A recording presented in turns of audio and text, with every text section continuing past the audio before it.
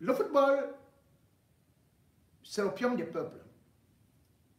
Aussi, Paul Biya a souvent réussi à détourner l'attention des Camerounais et à créer une certaine fusion, une certaine union sacrée lorsque les Lions indomptables sont en compétition, récupérant souvent leur victoire comme étant sa propre victoire.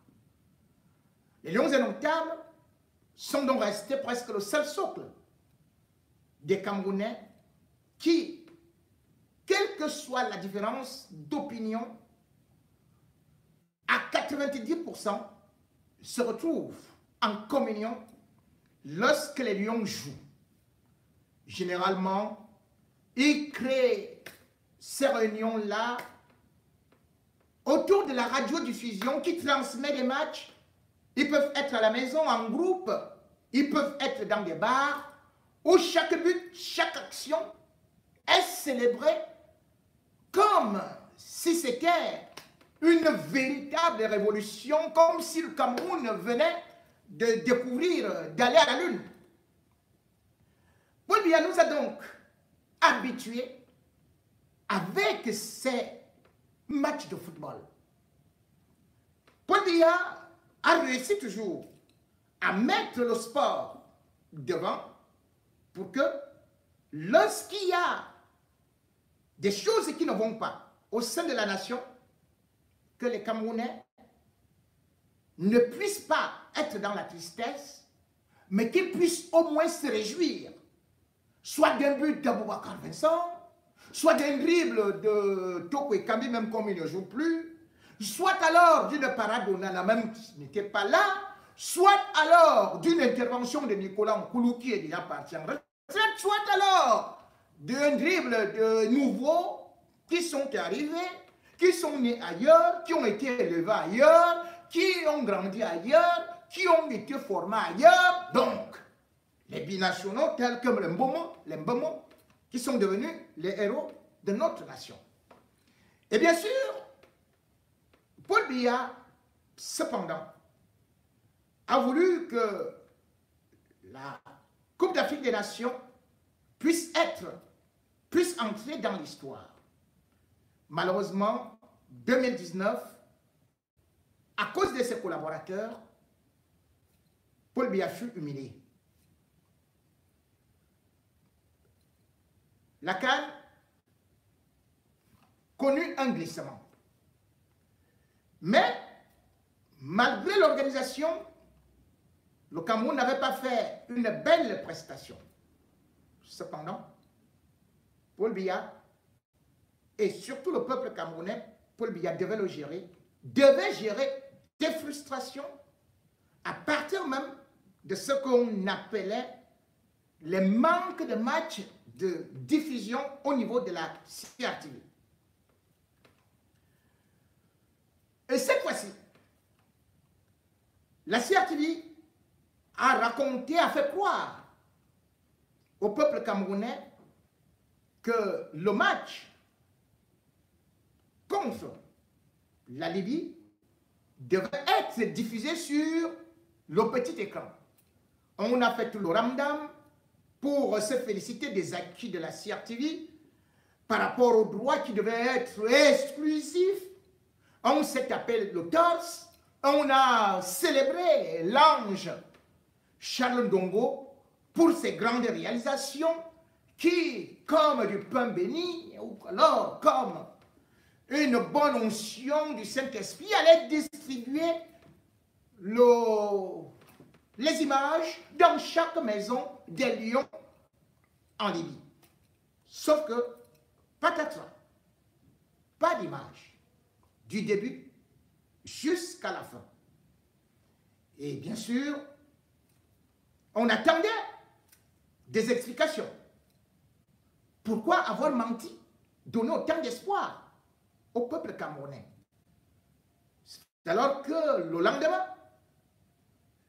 Charles Ndongo, directeur général de la CRTV, a pondu un communiqué pour dire justement que si le match n'a pas été diffusé par la CRTV, ce n'est pas de sa faute. Et il a fait des pieds et des mains, sauf que subitement, à la dernière minute, ceux qui vendent les droits ont eu à multiplier ça par 100 et ils ne pouvaient plus payer. Néanmoins, ils ont négocié jusqu'à la dernière minute. Et même jusqu'à la 89e minute, voilà la 90e minute, ils ont même voulu donner au moins les 5 dernières minutes au peuple camerounais. Mais jusque-là, les méchants loups qui sont si chiches, ils ont refusé le signal à la CRTV, les paramètres de diffusion. Oh là, oh là là. Et bien évidemment, beaucoup ont gobé cela. Que Charles Ndongo a fait des hauts et des bas pour la diffusion de ce match. Et pourtant, il n'en est rien. Il n'en est rien dans la mesure où, comment un directeur général qui connaît d'avance le programme, c'est depuis des mois qu'on sait, voire des années, on sait que le Cameroun doit participer aux éliminatoires, aux matchs éliminatoires de la Coupe du Monde. On sait cela depuis. Et puis, on sait que le Cameroun a souvent traité avec l'Union africaine de radiodiffusion. Comment peut-on donc dire qu'à la dernière minute, c'est là où Charles Ndongo va négocier la retransmission d'un match de football et subitement il découvre que ça a été multiplié au centuple. On dirait que c'est une compétition qui est venue comme ça, est tombée en l'air. On l'a dit au Cameroun, allez-y de toutes les façons, vous avez été repêché. Mais non, le Cameroun n'a pas été repêché. Qu'est-ce qui peut donc justifier cet amateurisme? Et bien plus, avant le match, la CRTV aurait pu jouer franc jeu avec les téléspectateurs en leur disant: nous n'avons pas obtenu les droits, nous sommes obligés de vous présenter nos excuses par rapport à ce désagrément, parce que ce n'est pas une faveur, c'est un droit. Parce que le peuple camerounais, que ce soit un fonctionnaire, que ce soit dans le secteur privé ou parapublic, eh bien, les Camerounais, au-delà de 50 000 francs de salaire, payent la redevance audiovisuelle qui, jusqu'à présent, ne revient exclusivement qu'à la CRTV, qui, bien plus, bénéficie encore des subventions de l'État, bénéficie de la publicité de façon monopolistique et continue à asphyxier les petites chaînes. Comment donc un média qui a pour vocation de satisfaire ceux-là qui le financent ne parvient pas à obtenir un match de lion indomptable? Comment comprendre cela? D'autant plus que ce n'était pas la première fois. Charles Ndongo a utilisé les mêmes termes qu'il avait déjà utilisés depuis 2019. Ce n'est pas le premier match de Lyon que Charles Ndongo sabote, que Charles Ndongo utilise les mêmes fallacieux prétextes. Rappelez-vous, le match Cameroun, le match Rwanda-Cameroun, c'était le 17 novembre 2019. Charles Ndongo avait fait croire au peuple camerounais qu'il allait recevoir le signal et que finalement, ça devait être dans de très bonnes conditions, sauf que pendant le match, on attend tout à la CRTV, rien. Et le lendemain, c'est-à-dire le 18 novembre 2019, de la même façon, Charles Ndongo sort en communiqué. Il dit qu'il est désolé parce que la CRTV a fait tout de son côté avec l'État du Cameroun pour payer les droits de diffusion. Charles Ndongo va donc affirmer, sans persévérer, que la CRTV a déversé pour la diffusion des matchs de qualification pour la CAN 2021 un montant d'1,960 millions d'euros. Bref, Charles Ndongo nous disait que la CRTV avait payé par le truchement de l'État 1,2 milliard à l'Union africaine de radiodiffusion. Charles Ndongo, il va même plus loin en disant ces gens ont tellement causé du tort au peuple camerounais, à la CRTV, de telle sorte que j'ai contacté mes conseils, les conseils de la télévision camerounaise, pour les poursuivre en justice. Ils doivent nous dédommager. Ils vont voir ce qu'ils vont voir. Bam! Le lendemain,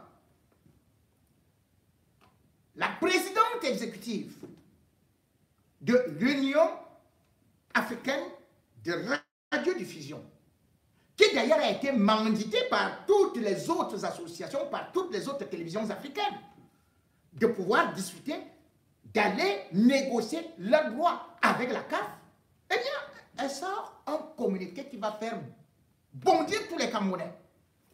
Elle va dire, dans son communiqué, que la CRTV n'a même jamais versé un centime à l'Union africaine de radiodiffusion. Et ce, depuis 2 ans. Elle va dire que la CRTV leur doit, pour les droits de retransmission des matchs que Charles Ndongo volait, 186 000 euros ou 186 000 euros. 186 000, c'est même pas des millions, hein.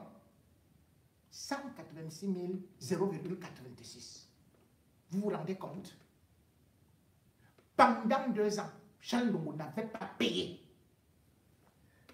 Elle va même plus loin en nous disant que pour les compétitions de la FIFA, selon les engagements de la CRTV,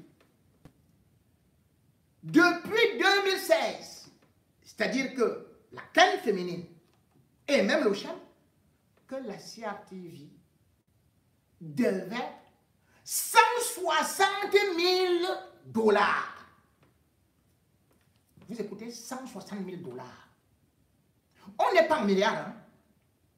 Pour une télévision qui tourne avec des milliards.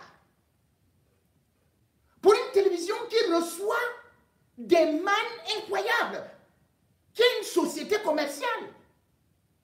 Comment vous ne pouvez pas, en 4 ans, Charles Ndongo est incapable, il a jonglé 160 000 dollars. Et puis, pour les droits de la CAN, je vous ai dit, 186 000, 0,86 euros. Une chaîne nationale, financée par le contribuable, financée par les caisses de l'État. Vous comprenez ça?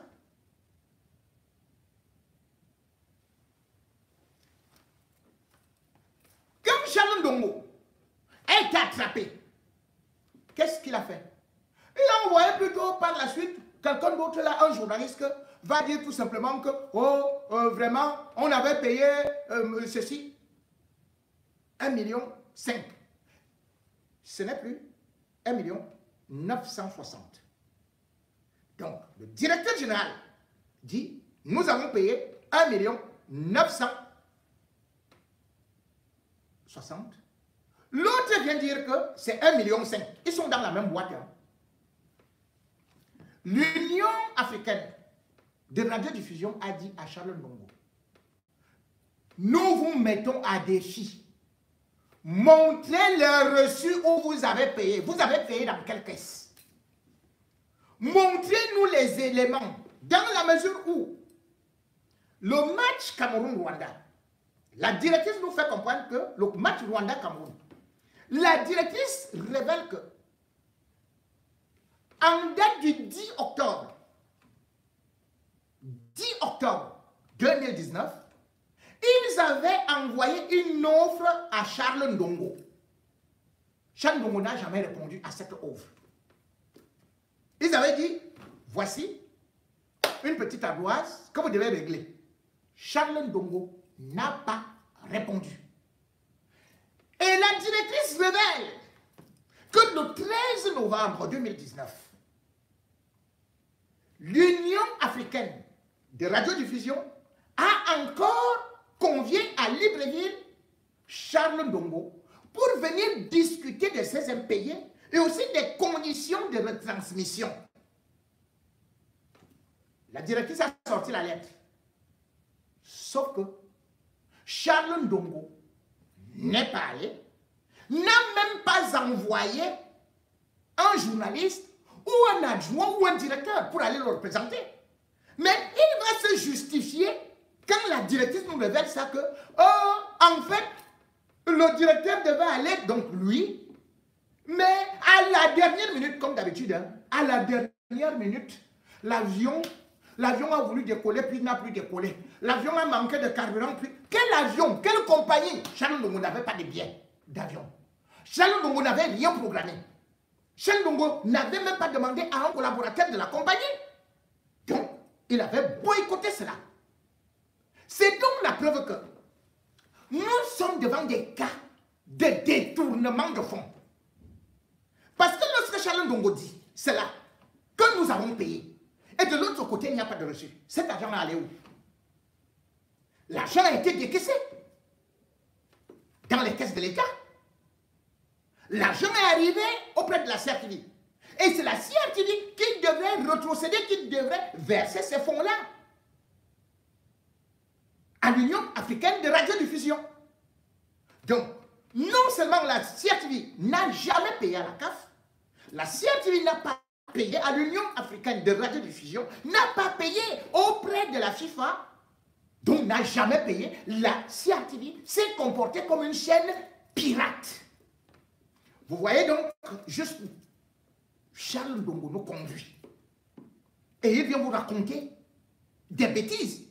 À cette époque-là, il avait dit, la CRTV prend désormais les dispositions.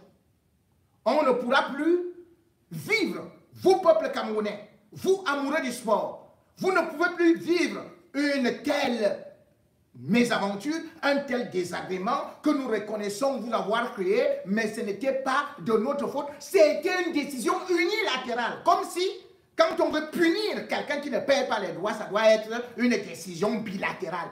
Il utilise le même terme, depuis. Depuis qu'il est arrivé au niveau de la CRTV. Il utilise les mêmes termes pour se justifier. Et pourtant, il fait des détournements. Et il fait ce détournement avec son épouse. Sylvine Diambandier épouse Charles Ndongo. Vous connaissez la métisse qu'a la CRTV. Charles Ndongo s'est précipité à aller l'épouser. Et elle se trouve où? À la CMCA. La CMCA, c'est l'agence qui est presque notre filière, une agence satellite à la CRTV, qui est l'agence commerciale. Et qui est là-bas? C'est l'épouse de Charles Ndongo. Vous vous rendez compte? Le patron, l'homme qui gérait à cette époque, comme je le dis bien, la CRTV, c'est Charles Ndongo. La femme qui contrôle les fonds, c'est Madame Ndongo. Vous avez vu ça où? Vous avez vu ça où? Pendant qu'il y a ce scandale du match Rwanda-Cameroun, qu'est-ce que Sylvie Ndiamba Ndié avait fait? Sylvie Ndiamba avait couru pour aller voir celui qu'on appelle le directeur technique numéro 1, mais cumulativement avec ses fonctions, de directeur délégué de la CMCA. Elle est arrivée là-bas, casser la porte pour le déloger, parce qu'elle savait qu'il y a des documents compromettants contre son mari et contre elle-même là-bas. Nous sommes en novembre. C'est-à-dire qu'on est en plein scandale. Novembre 2019, dans le scandale du match, des fonds détourné par Charles Ndongo concernant les matchs des Lions indomptables. Cédric Diamba est parti casser la porte d'un directeur pour le déloger afin d'installer Madame Bounou. Madame Bounou était déjà retraitée. Hein? Madame Bounou était d'abord la femme qui volait l'argent au niveau de la CMCA. Moi, quand j'étais au Cameroun, Cédric Diamba et Madame Bounou, qu'est-ce qu'ils faisaient? Quand on part payer les promotions pour Tam Tam Week-end, par exemple, moi, mes annonceurs peuvent me donner 1 million, puisque je partais représenter des annonceurs. Donc, je passais à Tam Tam Week-end et il faut lui présenter l'émission, mais tu passes par le service commercial. Le service commercial, c'était Madame Charles Ndongo et Madame Bounou qui était sa patronne. Vous versez 1,5 million ou 2 millions. Il n'y a pas de reçu. On prend un papier volant. On écrit dessus ordre de réserve. Ordre de réserve, c'est ça que vous présentez à Folie d'Iran. Et non reçu. Certains des annonceurs me disent, mais attends, ça ce n'est pas un reçu, on ne peut pas présenter ça aux impôts et tout et tout. Je m'en vais, je demande à Sylvie Diamba. Elle me dit, tente encore, puis je vais faire que tu ne passes plus jamais à l'antenne. Pour moi, elle avait augmenté la diffusion spécialement pour moi. Parce que je voulais avoir les reçus. J'ai commencé à dire à Sylvie, ce n'est pas normal.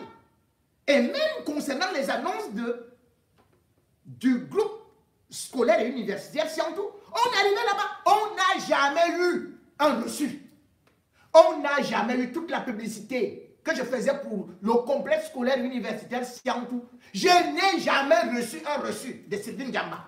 Elle prenait cet argent, elle mettait dans sa poche avec Madame Bounou et elle se partageait. Puisque sur le plan comptable, sur les écritures, un papier volant qu'on prend comme ça, ordre de réserve, ça veut dire quoi? Il n'y a pas de souche. Voilà comment est-ce que la femme là a volé et continue à voler, la femme de Charles Ndongo. Charles Ndongo est un bandit. C'est un bandit. Je dis bien, Charles Ndongo est un grand bandit. Le jour où il y aura un vrai contrôle à la CRTV, on va le prendre. Mais pour aujourd'hui, il se contente encore parce qu'il est dans le clan des gens qui font marche arrière là et le clan qu'il veut présenter comme le clan boulouin tribaliste. Voilà tout ce qu'il est en train de faire. Ce n'est pas professionnel. Ce qu'il est en train de faire. Charles Ndongo fonctionnait que par des intrigues. Il était là au temps de Mendozé. Il a fait couler Mendozé. Toujours en faisant des faux rapports. En envoyant ça, et machin, et Mendozé a été jeté en prison. Son bras droit, Charles Ndongo, l'avait complètement. Il a continué. Comme vous voyez, comme il est petit là. Parce que le type là est petit, il est petit comme un microbe. C'est seulement le petit ventre là qui est un peu machin là. Parce que voilà, et tout. Ah, il est retraité, hein? Charles Ndongo s'est retraité. Voilà quelqu'un qui avait du talent. D'ailleurs, quel talent? Ronfleur, comme le dit Noël, son excellence pour le billard. Après 36 ans, la magistrature suprême, c'est un homme intelligent, intègre, patriote. Oh, tout le monde applaudissait que Charles Ndongo, il est fort avec quoi? Il a travaillé où? À part la CRTV. Charles Ndongo a travaillé où? Il était fort, il était fort. On connaît des journalistes forts que tu sortes d'une maison de machin, tu vas ailleurs. On ne peut pas être fort en travaillant seulement en jouant à foot dans Konolinga. Ou bien tout simplement dans le canon sportif de Yaoundé. Les vrais journalistes travaillent ailleurs. Ils peuvent aussi. Il y a le mercato. Ce n'est qu'à la CRTV qu'on connaît Charles Ndongo. Il ronfle, il cherche de wattiser. Voilà ça. Mais c'est un voleur qui a fait du mal à la télévision camerounaise. Vous voyez le malheur de Charles Ndongo. Une télévision comme ça là, vous recevez Nganou. Et on prend les épouvantails pour faire ceci et cela. Vous avez vu ça dans quelle chaîne de télé? Pas de climatisation. Regardez l'état des tapis de la CRTV. C'est quoi ça? Regardez une télé en Côte d'Ivoire. Il y a des chaises normales. Mais à la CRTV, on vient avec des chaises, des morceaux de bois peinturlurés, n'importe comment. Les gens sont assis jusqu'à ce qu'ils aient même mal aux fesses. Tu vois, les gens se lèvent sur les sièges de Charles Ndongo comme si ça avait des clous. Les studios sont archaïques. Charles Ndongo a appris le journalisme à l'époque de l'ICJ. C'est-à-dire qu'on faisait les montages avec les bandes là. On prenait le ciseau, on garde comme ça, on ferme un œil avant de couper et on joue ça. C'est la vieille époque. Il ne sait pas recycler. Il ne sait recycler que dans le vol. Et dans la méchanceté. Vous vous rendez compte? Vous dites peut-être qu'il est très, très fort, mais vous avez oublié. Vamoulke, qui l'a envoyé en prison? C'est Charles Ndongo. Avec un faux rapport d'audit de quelqu'un qui est son ami, qui s'appelle Bellinga. Ah, encore un autre Bellinga. Qu'on nous a présenté comme un expert comptable, qui a fabriqué des choses et tout, juste parce que Vamoulke avait remarqué une chose. Charles Ndongo était impliqué dans des détournements. Tous ses collaborateurs se plaignaient. Et au-delà de ça, ses propres confrères le trouvaient incompétent. Vamoulke va faire un rapport à la présidence de la République pour demander le départ de Charles Ndongo, qui était directeur de l'information. Parce que Vamoulke est nommé directeur général de la CRTV après le départ de Mondozé. Donc, Vamoulke est nommé en 2005 jusqu'en 2016. Et qui travaille avec lui? C'est Charles Ndongo. Et il se rend compte que la CRTV poids sous les dettes, sous l'anachronisme, sous les... Bref, c'est indigne d'une chaîne de télé. Vamoulke avait montré ses capacités, que ce soit ne serait-ce qu'à la Sopecam où il avait été directeur, ou même encore au CEPER, à l'imprimerie nationale. Et c'est là-bas où on était parti le supplier. On appelait Vamoulke monsieur propre.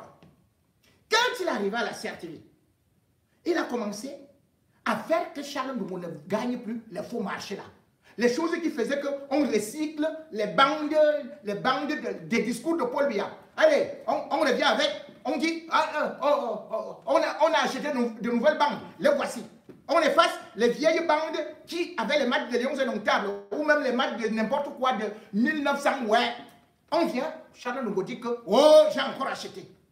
Donc Vamoulke avait parlé de l'incompétence, de l'incurie de Charles Ndongo. En fin de compte, l'homme qui dénonçait les voleurs, qui avait dit que son salaire doit être réduit au tiers, Charles Ndongo, en profitant de ses relations à la présidence de la République et en se présentant comme un bon bout, eh bien, on a arrêté Vamoulke pour le jeter en prison.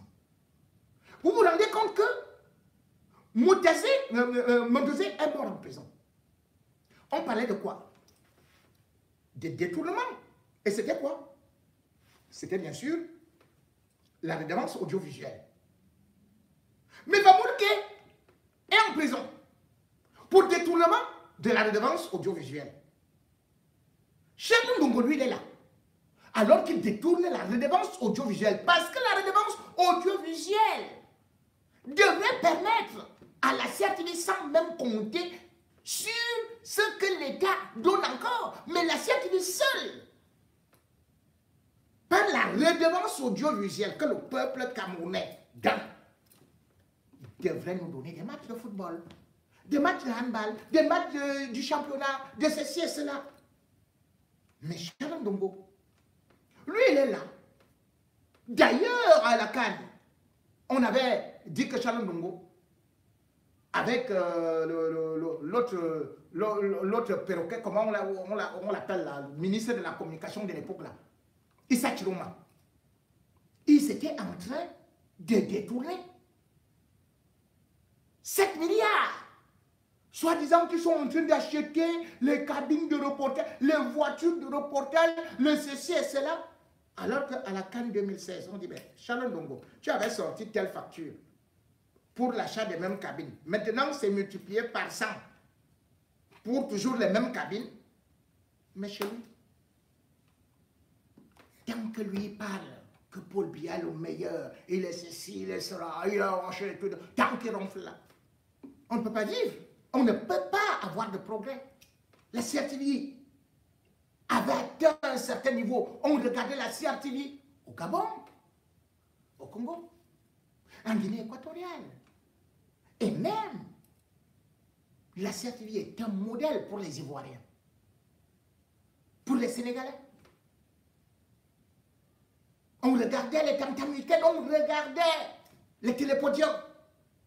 Quelle émission Charles Ndongo a? Rien. De la médiocrité, que dis-je? De la nullité absolue. Avec des détournements des deniers. Charles Ndongo doit donc être arrêté. On ne peut pas continuer à détourner autant de fonds et être toujours pardonné, trouver toujours des prétextes que c'est « Oh, on n'était pas prêt, oh, ça a fait ceci, ça a fait cela. » Mais non. Et un moment où les gens sont mécontents, comme d'habitude, Paul Biya, ou alors ceux-là qui gèrent le pouvoir à sa place, sort toujours quelque chose de son chapeau pour distraire les Camerounais. Et qu'est-ce qu'on trouve maintenant pour nous enlever du sujet de Charles Ndongo? Paul Biya subitement vient signer un décret le 21 novembre 2023. Le décret là est en train de faire de Joel Embiid et Francis Ngannou commandeur de l'ordre de la valeur. Et les gens applaudissent. On oublie maintenant le football. Hein. On est déjà au basket. On est déjà à la boxe. Alors que le même Paul Biya n'a pas reçu Francis Ngannou. Tout ça pour protéger son Charles Ndongo, qui va lire les résultats de la prochaine élection présidentielle, qui sont déjà connus. Charles Ndongo, lui, il connaît déjà. Il sait que Paul Biya va gagner avec 86,99%. Ça, Charles Ndongo a déjà tous les résultats. Le problème, c'est que beaucoup même oublient que ceci, c'est de la fumisterie, qu'on est en train de nous jeter de la poussière, de la fumée dans les yeux, pour ne pas regarder de plus près les détournements au niveau de la CRTV. Et on nous déroute avec Francis Ngannou, dont on sait aujourd'hui l'euphorie qu'il a pu créer, et pourtant, aucune autorité camerounaise n'a eu à l'accueillir, à lui réserver les honneurs, en commençant par Charles Ndongo, qui l'a méprisé. Moi, aujourd'hui, on vient donner à Francis Ngannou ce qu'on appelle la médaille, le vieux nègre et la médaille. Cette médaille sert à quoi? Et c'est d'autant plus intriguant que la médaille de Francis Ngannou est donnée en même temps que celle de Joel Embiid, qui est en NBA. Vous comprenez quelque chose? Ils ont joué ensemble. C'est le même sport. Et pourquoi c'est maintenant que tout ça arrive? Mais là où c'est très très grave, c'est que Francis Ngannou, quand il monte sur le ring, c'est un Camerounais. Il l'a choisi parce que dans le sport, on choisit une nationalité. Il a choisi la nationalité camerounaise. C'est avec le drapeau camerounais qu'il se bat. C'est-à-dire que quand il a gagné là, on dit le Camerounais Francis Ngannou, on ne peut pas dire le franco-camerounais parce que le Cameroun ne connaît pas la double nationalité. Et de toutes les façons, c'est le drapeau camerounais qu'il avait. Il n'avait pas deux drapeaux. Il est champion du monde MMA. Et quand il se bat contre Tyson Fury, il est bel et bien camerounais. Parce que les lois au Cameroun sont clairs là-dessus. Comment se peut-il donc que Francis Ngannou s'est battu pour le Cameroun et Joël Embiid, qui vient de refuser l'équipe nationale du Cameroun de basketball, qu'il soit honoré par Paul Biya, qu'il reçoive la médaille, la même médaille qu'un Ngannou, alors qu'il a choisi de représenter les États-Unis. Il a choisi justement qu'aux Jeux Olympiques, c'est l'équipe des États-Unis qu'il va représenter. Joël Embiid, en mai 2022, avait lancé, bien sûr, une demande de naturalisation pour qu'il devienne français. Il est devenu français. En juillet, le même Joël Embiid a demandé la nationalité américaine. Nous sommes en 2022. Joël Embiid est donc devenu franco-américain. Il n'existe pas de franco-américain camerounais. Ça n'existe pas. Joël Embiid se bat donc pour les États-Unis. Donc, Paul Biya va maintenant donner les médailles de commandeur de l'ordre de la valeur à un Américain. Ah, vous allez me dire, il est d'origine camerounaise. Il n'y a pas d'origine dans la loi. Il n'y a pas d'origine dans la loi. La loi sportive est claire. Vous vous battez pour une nation, on ne se bat pas pour deux nations. Vous ne pouvez pas avoir deux drapeaux à la fois que oh, la médaille d'or si que j'ai. La médaille d'or si revient au Cameroun, revient aussi à la France, revient aussi aux États-Unis. Ça n'existe pas. Ngannou a choisi de se battre pour le Cameroun. Joël Embiid a refusé de se battre, de jouer pour le Cameroun. Et vous donnez aux deux la même médaille le même jour. Cela veut donc dire que même Paul Biya ne connaît même plus les lois de chez lui.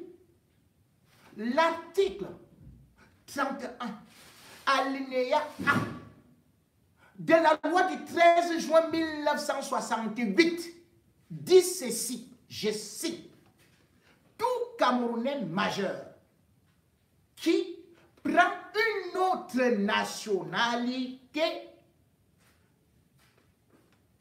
perd la nationalité camerounaise. Cette loi date de 1968 et Paul Biya ne l'a jamais changée. 13 juin 1968, article 31 alinéa A. Et d'ailleurs, concernant certaines autres règles, on peut évoquer l'article 34 ou encore l'article 42. Et ce n'est pas du chef de l'État d'attribuer les nationalités franco-américano-camerounaises. La justice qui devrait constater. Voilà donc l'homme qui est supposé incarner les lois du Cameroun, qui les piétine. Il vous dit, si vous avez la nationalité française et que vous êtes d'origine camerounaise, eh bien, pour partir au Cameroun, on vous demande le visa. Si on vous demande le visa, cela veut dire que ce n'est pas votre pays. Vous avez déjà vu quelqu'un payer le visa pour aller dans son pays? Est-ce qu'un Américain de nationalité, est-ce qu'un Américain d'origine camerounaise ne paie pas le visa? Il paie le visa. Donc ce n'est pas le chez lui. Ce n'est pas le chez lui. Et Paul Biya a fait ça pour empêcher à la diaspora non seulement de voter, mais aussi de participer comme candidat à l'élection présidentielle. Moi, je ne suis pas contre Joël Embiid, mais je suis sur l'application de la loi. Vous ne pouvez pas dire à Richard Bona qu'il est américain alors qu'il est d'origine camerounaise. Il veut venir chez vous, vous dites que non, non, non, non. Comme tu n'es pas d'accord avec Paul Biya, tu es américain. Et subitement, Joël Embiid, qui a aussi la nationalité américaine, vous lui donnez la médaille. Hey, soyons logiques. Soyons logiques. Nous, on a toujours dit, nous militants militons pour la multinationalité. C'est-à-dire que lorsqu'on est Camerounais d'origine, lorsqu'on a des attaches au Cameroun, quel que soit ce qu'on peut prendre, c'est des nationalités de travail. Mais votre fœtus se trouve au Cameroun, même si vous êtes né ailleurs. Vos parents sont Camerounais. Voilà d'autres Camerounais qui ont refusé de jouer, par exemple, pour la France, de jouer pour d'autres pays. C'est eux qui sont venus à l'équipe du Cameroun. Ça, c'est la nationalité sportive. C'est là. Vous n'allez pas faire comme on a vu finalement avec Kylian Mbappé. On ne va pas décorer les Eric Choupo-Moting. On ne va pas décorer le Mbembe. Et subitement, on court pour décorer Mbappé, qui joue pour la France. Que oh, Mbappé a remporté la Coupe du Monde, bravo pour le Cameroun. Mais il a remporté pour la France, pour le compte de la France et non pour le compte du Cameroun. Joël Embiid joue pour le compte des États-Unis et non pour le compte du Cameroun. Les gens qui conseillent Biya, puisque Biya n'a plus de cervelle, ils font même comment pour ne pas voir cela. C'est des choses, c'est le b.a.-ba. Quand on est un chef d'État, mais on doit respecter les lois de son pays. Si Biya voulait que les sportifs ou les cerveaux du Cameroun, qui sont éparpillés à travers le monde et qui font la fierté d'autres pays, puissent être utiles dans leur pays, puissent apporter leur expertise, eh bien, Biya aurait depuis validé la double, la triple, la quadruple nationalité. Mais non, il est en train de bloquer. Et en même temps, les Camerounais sont surpris de voir que les Français sont accueillis avec plus d'honneur que les Camerounais. Les Américains, les Anglais sont beaucoup plus respectés par Biya que ceux-là qui ont choisi de porter le flambeau de notre pays. Bref, ce que Biya montre est juste, une fois de plus, que c'est un étranger qui dirige le Cameroun, puisque déjà lui-même, c'est un citoyen suisse. Il a la nationalité française par le touchement de son épouse. Donc il a une triple nationalité.